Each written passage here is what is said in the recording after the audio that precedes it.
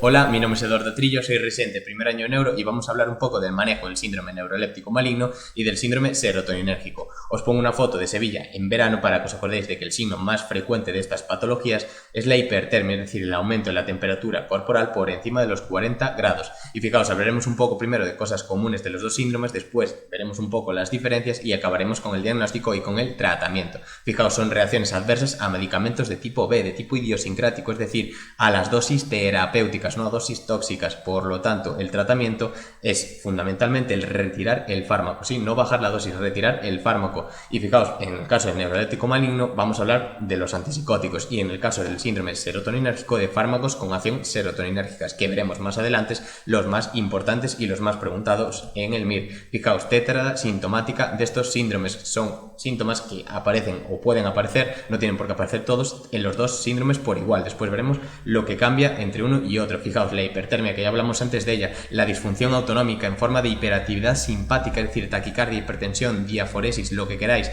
alteración del nivel de conciencia en forma de estupor, agitación, coma, cualquier cosa. Y fijaos, rigidez muscular, que aparecen los dos. Vamos a ver las diferencias que hay entre la rigidez muscular de uno y del otro, pero que sepáis que los dos cursan con rigidez muscular. Y algo que no pongo ahí porque es un poco menos frecuente, pero que puede aparecer también en los dos síndromes, es el temblor, las discinesias, las distonías, todo esto. Fijaos, complicaciones comunes a los dos, pues las más importantes, la rhabdomiólisis y el fracaso renal agudo. Se rompe mucho músculo, se libera mucha creatinquinasa, de hecho hay que monitorizarla porque tiene valor pronóstico y nos puede dar, por aumento de la mioglobinuria, en la mioglobina en orina, podemos tener un fracaso renal agudo, sí, se ve así rojiza como vemos aquí. Y fijaos, también hay que monitorizar el electrocardiograma porque podemos tener arritmias, disfunciones ventriculares, edema agudo de pulmón y ojo también el TTPA, el TP para vigilar la coagulación intravascular diseminada. Vamos a ver las diferencias. Síndrome neuroléptico maligno es por una depleción de dopamina, le estamos dando antipsicóticos, estamos bajando la dopamina, hay una depleción de dopamina. Y fijaos, ¿qué precipitantes tenemos? Puede no haberlos o puede, en el caso de que los haya, pues fijaos, dosis elevadas de neurolépticos. No tenemos por qué ir a una dosis tóxica, no, puede ser una dosis terapéutica pero elevada. Pero fijaos, incremento también rápido de dosis, patologías concomitantes como neurológicas, cualquier cosa que pueda haber y que pueda predisponerse paciente. Aparición progresiva, esto es muy importante, en 24-72 horas, generalmente después del primer día, entre el segundo y el tercer día, a diferencia del serotoninérgico que es en las primeras, ojo, en las primeras 24 horas. Fijaos, rigidez muscular es extrapiramidal, muy importante esto, porque en el serotoninérgico vamos a hablar de la primera motoneurona, vamos a hablar por lo tanto de la vía piramidal, pero aquí estamos hablando de una rigidez extrapiramidal en tubo de plomo. Y ojo, que si se sobrepone un temblor, porque decíamos que podía haberlo en estos síndromes, pues vamos a tener rigidez en rueda dentada, así que igual os suena un poco más porque lo veis también en el Parkinson, por ejemplo. Fijaos, hiporreflexia, sí, a diferencia, como decíamos antes que en el serotoninérgico vamos a hablar de primera motoneurona, vamos a tener hiperreflexia, aquí tenemos hiporreflexia. Y fijaos, un poco peor de peor pronóstico, la mortalidad pues sobre el 10-20%, y va a depender de lo que decíamos antes, de esa rhabdomiólisis, de ese fracaso renal agudo, de esa CK, que hay que monitorizar, muy importante. Y fijaos, síndrome serotoninérgico, aumento de serotonina, antes teníamos depleción de dopamina, ahora aumento de serotonina, y generalmente es por interacción cuando se administran varios fármacos, dos o más, con actividad serotoninérgica, y hay muchísimos, pero los que han preguntado en el MIR son sin duda los antidepresivos, que cualquier tipo, no os liéis que si SRS, que si tricíclicos, no, cualquier tipo, agonistas opioides, de aquí han preguntado el fentanilo, pero si os ponen un tramadol, una oxicodona, que no os líen, que también tienen actividad serotoninérgica, y el linezolid, sí, han preguntado el linezolid. Bien, aparición, como decíamos antes, en las primeras 24 horas.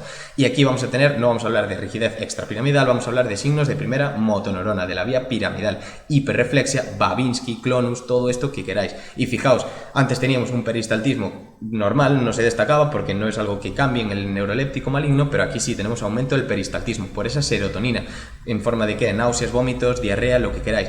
Recordad, para que os acordéis un poco mejor, cuando tenemos un síndrome carcinoide, sí, lo veis en digestivo, que aparte de tener ese rubor facial, ese flushing, todo esto, pues también tenemos aumento del peristaltismo, y queráis que no, es un poco por la misma causa, porque se aumenta la serotonina o derivados de ella. Y fijaos, el diagnóstico, como va a ser clínico fundamental, no se necesitan ni pruebas de imagen para diagnosticar esto ni nada, simplemente una buena anamnesis, descartar otras causas de hipertermia, por ejemplo una hipertermia maligna que se debía a anestésicos inhalatorios como el alotano, por ejemplo, descartar un golpe de calor, sí, entonces nos dan antecedentes de haber estado mucho tiempo en contacto pues con altas temperaturas. Analítica, hay que pedirla porque lo que decíamos antes, aunque el diagnóstico sea clínico, tenemos que monitorizar ciertas cosas que tienen valor pronóstico, entonces vamos a ver una leucocitosis muy elevada, un perfil renal para vigilar esa mioglobinuria, para vigilar cómo está ese riñón y que no tenga un fracaso renal agudo. Esa CK, acordaos de esa rhabdomiólisis, va a ser más específica del síndrome neuroleptico maligno, recordad que tenía peor pronóstico, pues así podéis relacionar que por qué es más específica de este síndrome, y fijaos, coagulación por la CID, el electrocardiograma por la disfunción ventricular y la radiografía de tórax por el edema agudo de pulmón. Otras pruebas, si se sospecha de otra cosa. Y fijaos, ¿cómo manejamos a estos pacientes? Pues lo que decíamos antes, retirar el fármaco es lo más importante, sí, retirarlo. Y el manejo es en UCI, ojo, con soporte hemodinámico y respiratorio. Son patologías muy graves, sí, con una mortalidad importante si no se pilla a tiempo. Y fijaos, medidas de enfriamiento, sí, no bajar de 38-39 grados para evitar una hipotermia diatrógena, sí, pero eso es lo básico para los dos síndromes. Y no se dan antitérmicos, porque estos actúan pues inhibiendo un poco las interleuquinas proinflamatorias como la interleuquina 1, pero es que este aumento de la temperatura, esta hipertermia, no es por esa vía, no es porque haya una infección o porque haya algo que produzca pues citoquinas proinflamatorias, sino porque hay una disregulación del sistema nervioso central. Entonces las medidas de enfriamiento van a ser físicas, ¿sí? Pues con paños o quitando la ropa o lo que sea. Y fijaos, en un paciente, ahora ya vamos a ver algo más específico, ¿no?, de cada patología, el síndrome neuroleptico maligno, si sigue mal tras 24 horas de tratamiento conservador, que daremos pues o un relajante muscular como es el drantuleno o la bromocriptina, que es un agonista dopaminérgico. Acordaos que había una depleción de dopamina, pues le daremos dopamina o las dos. Y si no responde, como estos pacientes a veces se quedan muy catatónicos, ¿no?, muy rígidos, pues se puede dar un TEC, ¿no?, una terapia electroconvulsiva. Acordaros de las esquizofrenias catatónicas que veis con Gorka, que el tratamiento que va muy bien ahí es el TEC, pues así un poco os podéis acordar. Y bien, en el caso del síndrome serotoninérgico, si hay datos de gravedad, un poco como antes, pues quedaremos un antagonista de la serotonina, ciprotadina. Este fármaco, ¿dónde lo veis también? Pues en el síndrome carcinoide.